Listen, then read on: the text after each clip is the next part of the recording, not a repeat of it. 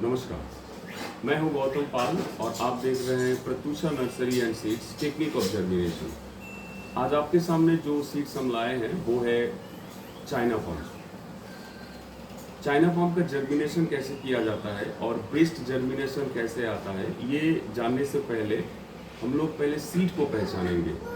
बहुत सारे कस्टमर ऐसे हैं कि चाइना पॉम का सीड नहीं पहचानते। चाइना पॉम जो है वो 3 कैटेगरी का होता है। एक है लिबिस्टोना चाइनेंसिस, दूसरा है लिबिस्टोना जेनकिंसियाना और तीसरा है लिबिस्टोना राउंडिफोलिया। ज़्यादातर ऐसा होता है कि आप चाइनेंसिस मंगाए हैं और आपके पास आ गया राउंडिफोलिया। आपको समझ में नहीं आएगा कि ये राउंडिफोलिया है, ये कोई और पाम है। देखने में एक ही तरह होता है जब छोटा रहता है, और जब बड़ा होता है तब समझ में आता है कि ये कोई दूसरा पाम है, जो आपने मंगाया है वो नहीं है। तो पहले सीड को पहचानेंगे।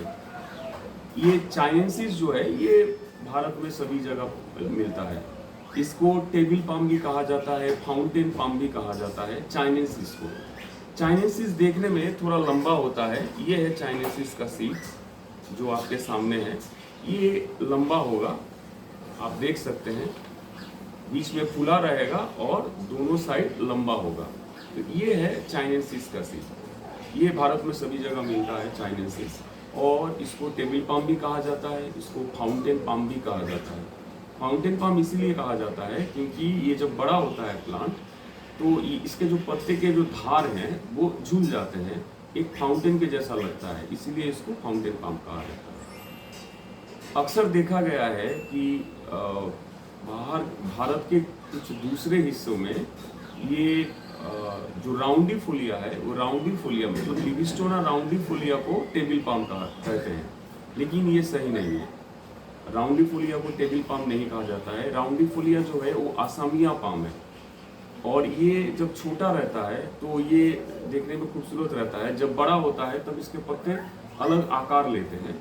ये अपने आप में एक खूबसूरत प्लांट है, लेकिन इसका सीड अलग होता है। इसका सीड जो है वो गोल होता है। मैं आपके सामने कुछ सीड लाया हूँ दिखाने के लिए। ये है राउंडिफोलिया। ये जो सीड है ये गोल होते हैं, आप देख सकते हैं। ये जो सीड है ये गोल होते हैं। तो ये जो राउंडिफोलिया है ये गोल होता है, और जो चाइनेंसिस है वो लंबा होता है। ये दोनों है अंतर। इसको टेबल पाम कहते हैं, इसे नहीं। अच्छा, ये दोनों जब प्लांट होंगे तो ये दोनों प्लांटों में क्या डिफरेंस रहेगा? तो जो राउंडिफोलिया है उसके प्लांट में कांटे रहेंगे, और जो चाइनेंसिस है इसके प्लांट में कांटे नहीं रहेंगे। ये है अंतर। और एक प्रकार होता है, उसको कहते हैं जेनकिंसियाना, लिबिस्टोना जेनकिंसियाना। वो जो सीड होता है उसका, वो जो शर्ट का बटन होता है, ठीक वो बटन के जैसा होता है। थोड़ा मोटा होता है लेकिन बटन के जैसा होता है। इसको बटन पाम भी कहा जाता है, वो जेनकिंसियाना है। ये तीनों चाइनेंसिस का जो चाइना पाम का जो 3 कैटेगरी है, ये तीनों बहुत पॉपुलर हैं। लेकिन आपको पहचाननी पड़ेगी कि कौन सा सीड और कौन सा प्लांट होगा उसका। अब आते हैं जर्मिनेशन। तो जर्मिनेशन कैसे किया जाता है? आप सीड को, सबसे पहले सीड ड्राई रहता है, ये देख सकते हैं आप, फुल ड्राई सीड है। ये ड्राई सीड को आपको 48 आवर्स पानी में भिगो के रखना है। चाहे कोई भी हो, चाहे जेनकिंसियाना हो या राउंडिफोलिया हो या चाइनेंसिस हो, इन तीनों को एक ही ट्रीटमेंट करना पड़ता है। इसको 48 आवर्स मतलब 2 दिन तक पानी में भिगो के रखिए। अभी जैसे इसका ऊपरी जो परत है वो बहुत सख्त है, आप कैसे भी कोशिश करेंगे ये छूटेगा नहीं। लेकिन जब इसको आप 48 आवर्स पानी में डुबो के रखेंगे तो ये फूल जाएगा। इसका मतलब ये है कि सीड पानी सोख कर चुका है। पानी सोख कर चुका है मतलब ये जर्मिनेशन के लिए तैयार है। लेकिन आपको ध्यान रखना है कि 48 आवर्स के पहले इसको जर्मिनेशन के लिए बेड पे ना डालें। 48 आवर्स इसको पानी में रहने दें, चाहे ये हो चाहे ये हो। 48 आवर्स के बाद सीड को पानी से छान लें। छानने के बाद आप उसमें फंगीसाइड ऐड कीजिए, चाहे कोई भी फंगीसाइड हो, आपके नियरेस्ट शॉप में जो अवेलेबल हो वो फंगीसाइड आप यूज़ कीजिए।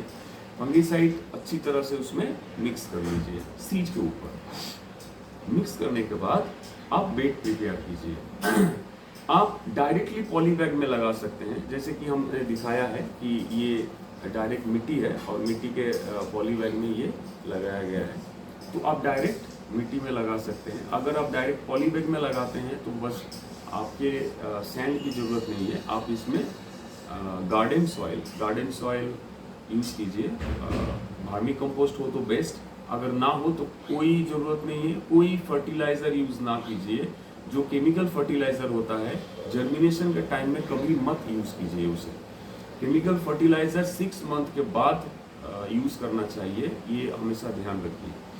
तो आप डायरेक्टली बस मिट्टी को डस्ट कर लीजिए, डस्ट करके इसके अंदर मिट्टी भर के एक एक जो पानी में भीगा हुआ सीड है, फंगिसाइड लगाया हुआ है, एक एक सीड को बैग में मिट्टी के ऊपर बिठा दीजिए और इसके ऊपर बस इतना ही, ये जितना थिक है, जितना मोटा है उतना ही इसके ऊपर मिट्टी डालिए, ज़्यादा मत डालिएगा। और इसको जो बिठाने का तरीका है मिट्टी के ऊपर या सैंड के ऊपर, वो बाद में आता हूँ सैंड का जर्मिनेशन के लिए। तो जब मिट्टी के ऊपर आप इसको बिठाएंगे तो ये आप हॉराइजॉन्टली बिठाएंगे, मतलब ऐसे रहेगा। सीट जो लंबा है आप देख सकते हैं, ये सीट लंबा है और सीट ऐसे ही रहे, ऐसे रहेगा सीट, ऐसे मत रखिएगा क्योंकि ये वर्टिकल पोजीशन है और सीट जो है वो यहाँ से स्प्राउट होता है। इसका एक सामने बगल मुंह है और ये जो लास्ट का पार्ट है यहाँ से स्प्राउटिंग होगा, मतलब यहाँ से जड़ें निकलेंगी और जड़ें जब अंदर जाएंगी उस जड़े से फिर प्लांट आएगा। आपको समझा रहा हूँ और एक बार मैं बता रहा हूँ। इससे जब जड़ें निकलेंगी तो ये सिर्फ जड़ें निकलेंगी, पहले रूट जिसे कहते हैं, तो रूट पहले मिट्टी में जाएगा, लगभग 1.5 इंच जैसा रूट जाएगा पहले। उसके बाद रूट के जो लास्ट पार्ट है वहाँ से प्लांट उगेगा, ये अलग रहेगा। ये नहीं कि ये बीच में से प्लांट निकल जाएगा, ऐसा नहीं है। इससे पहले रूट आएगा फिर इससे प्लांट उठेगा ऊपर। तो ये आपको हॉराइजॉन्टली रखना है सीट के ऊपर, बैग के ऊपर, और उसके ऊपर मिट्टी चढ़ा देना है और इसको सेमी सेड एरिया में रखना है जब तक जर्मिनेट ना हो। जर्मिनेट होने के बाद भी आप इसको डायरेक्ट धूप में मत रखिए, क्योंकि डायरेक्ट धूप में रखेंगे तो पत्ते जल जाएंगे। जैसे ये थोड़ा धूप में था तो थोड़ा जला जला लग रहा है। तो आपको सेमी सेड एरिया में रखना है। मिनिमम जर्मिनेशन होने के 2 महीने तक आपको इसको सेमी सेड एरिया में रखना है। अब तो आया ये तो हुआ बैग में लगाने की तरीका। तो जो बेस्ट प्रोसेस है वो है पहले इसको सैंड में जर्मिनेट कर लिया जाए। आप एक पॉट लीजिएगा, जिस पॉट में ज़्यादा होल रहेंगे, जैसे एक्सेस वाटर ड्रेन हो, ये ध्यान में रखिएगा। कोई भी पॉट हो उसमें होल मैंडेटरी रहे, क्योंकि एक्सेस वाटर होने से सीड्स जो है वो सड़ जाएंगे। तो बेटर ये होता है कि उसमें होल रहे और एक्सेस वाटर हो वो निकल जाए। तो पॉट में वो छेद रहे और उसमें सैंड आप भर लीजिए फुल। सैंड भरने के बाद उसके ऊपर सैंड, वो 1.5 इंच का सैंड बनाइए, 1.5 इंच का थिकनेस रखिए सैंड का। उसके ऊपर सीट को बिछा दीजिए। ये जो सीट को जब बिछाएंगे तो आप 1/2 इंच ही गैप देंगे, क्योंकि 1/2 इंच ही गैप देना ज़रूरी है। क्योंकि इसका जब निकलेगा साइड से निकलेगा और साइड से उगेगा, मतलब 1/2 इंच ही गैप रहना मैंडेटरी है। तो जब आप सीट बिठाएंगे तो 1/2 इंच ही गैप सीट को पॉट में बिछाइए और उसके बाद फिर सैंड से इसको ढक दीजिए।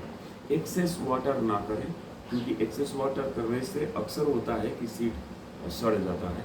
तो जब देखिए कि ऊपरी परत सूखा हो तभी आप उसमें वाटरिंग कीजिए। और वाटरिंग करने का प्रोसेस एकदम सेम है, पहले जैसा ही है। अगर आप पहले का वीडियो देखें तो उसमें मैंने बताया था आपको कि सप्ताह में 1 दिन आपको फंगिसाइड ऐड करना है वाटर में और 1 दिन आपको नीम ऑयल ऐड करना है। नीम ऑयल करना ही पड़ेगा, नहीं तो इसमें चींटी लग जाती है और इसके अंदर जो रहता है, इसके अंदर एक फ्रूट रहता है वो खा लेता है चींटी।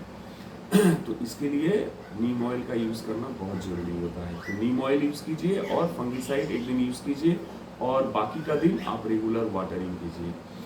जनरली 15 दिन लगते हैं सीड को जर्मिनेट होने में, 15 से 20 दिन। अभी हॉट टेम्परेचर है तो अभी 15 दिन में ही सीड जर्मिनेट हो जाएगा। और बैग में अगर लगाना चाहते हैं तो जैसे मैंने आपको बताया कि बैग में डायरेक्ट भी आप लगा सकते हैं, कोई दिक्कत नहीं है। लेकिन आपको चाहे पॉट हो चाहे बैग हो, आपको सेमी सेड एरिया में रखना है, क्योंकि अगर डायरेक्ट सनलाइट पड़ता है तो ये जर्मिनेट नहीं करेगा।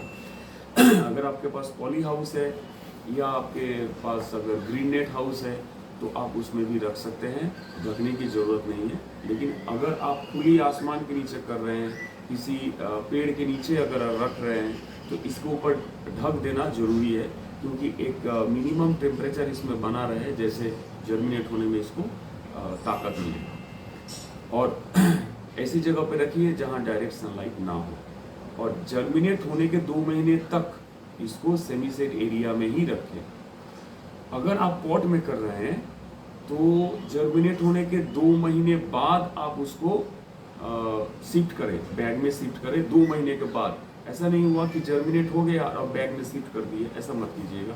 ऐसे सीड मतलब नष्ट हो जाता है, सीड मतलब लाइफ नहीं मिलता है, उसको मर जाता है। तो आप 2 महीने तक इंतज़ार कीजिए जर्मिनेट होने के बाद, स्प्राउटिंग होने के बाद, जर्मिनेट नहीं स्प्राउटिंग होने के बाद, ये 2 महीने तक।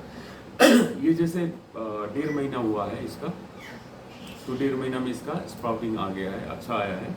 अभी भी इसको हम 1 महीने तक इसको सेमी सेड एरिया में रखेंगे, उसके बाद इसको बाहर धूप में निकालेंगे। और अगर आप किसी पॉट में आप जर्मिनेट करते हैं तो 2 महीने के बाद ही आप बैग में करें। और बैग में जब आप ट्रांसफॉर्म कर रहे हैं तो ज़्यादातर होता है क्या कि आप फर्टिलाइज़र यूज़ कर देते हैं, लेकिन वो मत कीजिएगा। प्लेन मिट्टी जो है, जो गार्डन सॉइल होता है, प्लेन गार्डन सॉइल में ही आप उसको बैग में भर दीजिएगा। वर्मी कंपोस्ट हो तो बेटर है, अगर ना हो तो बस बैग ही रहे। कोई भी फर्टिलाइज़र, कोई भी केमिकल फर्टिलाइज़र जैसे यूरिया हो गया, पोटास हो गया, उसके बाद DAP हो गया, तो ये सब यूज़ मत कीजिए अभी। पाम के लिए एक्चुअली 2 चीज़ की बहुत ज़रूरत होती है, एक पोटास और एक यूरिया। ये मैं एक वीडियो में आपको डिस्कस करूँगा कि कौन सा फर्टिलाइज़र बेस्ट होता है पाम के लिए और वो कब करना है। मिनिमम 6 मंथ होने के बाद आप फर्टिलाइज़र इसमें कर सकते हैं, लेकिन 6 महीने के पहले कोई भी फर्टिलाइज़र यूज़ ना कीजिए। आशा करता हूँ आपको जर्मिनेशन का तकनीक समझ में आ गया है, तो आप घर में ट्राई कर सकते हैं। और अगर सीड की ज़रूरत हो तो आप डिस्क्रिप्शन बॉक्स में हमारे नर्सरी का नंबर दिया हुआ है, आप वहाँ पे कॉल करके सीड मंगवा सकते हैं। चाहे कोई भी सीड हो, हम हर प्रकार की सीड में डील करते हैं। और कोई दिक्कत हो जर्मिनेशन के लिए और कुछ जानना है आपको तो आप कमेंट बॉक्स में कमेंट कर सकते हैं। अब तक के लिए धन्यवाद, थैंक यू, नमस्कार।